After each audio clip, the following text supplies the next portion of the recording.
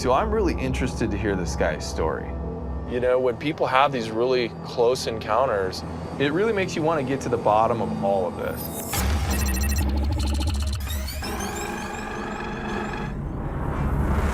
Melissa and Ben meet the witness at the Auburn, Massachusetts restaurant his family has owned for generations. It was also the location they were driving home from when they had a terrifying encounter with an orb over 50 years ago. Thom, Pleasure. this is my partner, Melissa. Hi, nice to meet you finally. Likewise. So, I was thinking maybe you want to hop in with us and show us around? Absolutely. Alrighty. Together, Ben, Melissa, and Thom retrace the route Thom and his family took on that fateful night. So I'm going to take you exactly the way we drove that night. This was September 1st, 1969, which was a holiday. And we kept the diner open late because it was like the only eatery here. And we knew everyone, you know, it was good for business to keep it open, but it was just getting dark and we had to be in bed by 9. And we headed right down this road here. This would be how you were getting to your house? Yes. So this used to be, because this is just a gravel road. This is where it's our place, right here. So this is the bridge, huh? Yeah.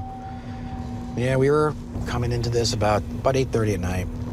How does it feel to kind of roll back up into this bridge? It really is unsettling a little bit. This whole community, the restaurant, all brings back memories.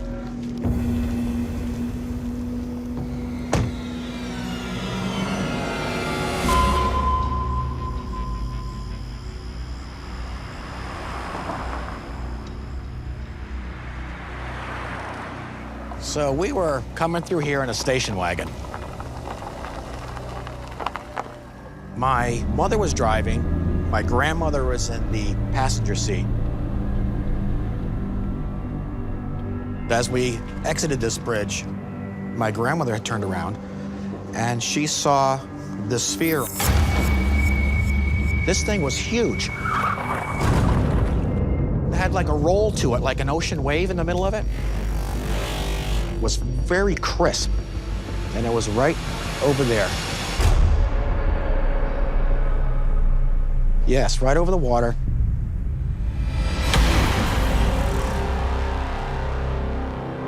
When we stopped where we were, we felt like we were deep underwater. There was a silence. It was like someone just flipped the switch off on life itself.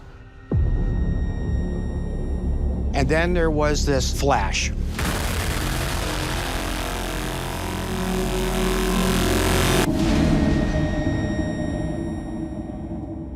My mother believes that that white sphere actually came towards our car, and that's the white light we saw. And that's the last thing we remember from being in the car. The horror didn't end there. The car is where when all of a sudden you lose consciousness. Right near the second telephone pole. And it's ironic because it's everybody in my family remembers just parts of it. But when we came to, I say came to because I really don't know, we came to at different times. We didn't all come to at the same time. That's weird. The car was off. My grandmother was now in the driver's seat. My mother was in the passenger seat. I was in the same spot, and my brother's head was on my leg. So, you had missing time as well? Almost 3 hours. We just spoke to another witness in this area who experienced missing time after seeing strange lights. There's got to be something here because it's still happening. There's something about this place. What's it like being right here, Thom? I got like a chill across my shoulders, and I'm a little agitated. My mouth's dry. Been dry all day, a little bit. Here, it bothers me a lot here, and I'm not really sure why because I don't remember anything horrific happening here. But yet, I still got like a chill. When something like this happens and you're impacted for decades later, you're probably suffering from, some PTSD. Yeah, but it's weird because normally I don't feel this way. Even at the bridge, as soon as I get here, it bothers me. Well, let's get you out of here. Let's go back to the diner. Thom doesn't remember his whole 3 hours of missing time, but he does recall terrifying snippets. Thank you so much for walking us through that event. I would really like to get more into the story, get more details. Yeah, you take it from the top. This might be the more difficult thing to talk about. The car pulls up, you're seeing this orb, and then from that point to when you finally wake up, can you give us the details of what you remember? Yes.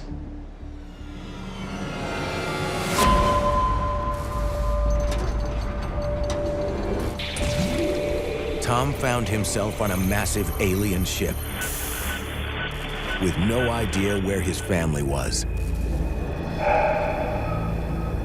I remember being in the hangar. I was sitting on this, what looked like an autopsy table. But he was not alone. There were other figures there.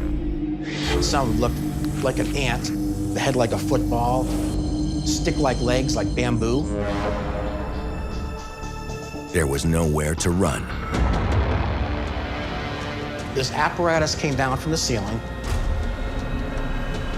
held me in place, and then these packets were put on my body to look like giant raisins.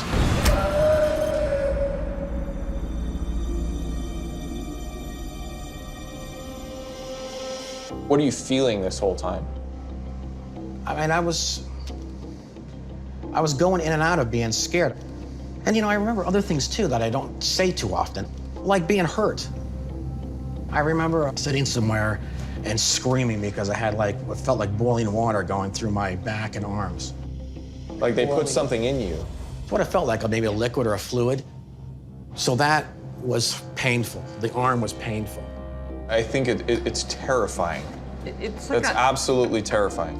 I was just, it was like right now, I'll get the chill thing again. Did your mom or grandma experience similar things? I remember what I believed to be my mother calling for me, screaming. As a father, I can tell you that that's pretty heartbreaking to me. I would want to do everything I could to try and find out why. You're saying it looked like an insectoid, sort of an ant-like head? Yes, I got a picture of it actually in my case. Why don't you pull that out for us? This is a very good depiction, and my brother and I paid a fortune to have this done.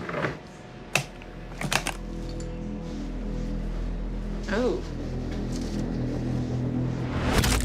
Alien researchers are plenty familiar with these so-called insectoids.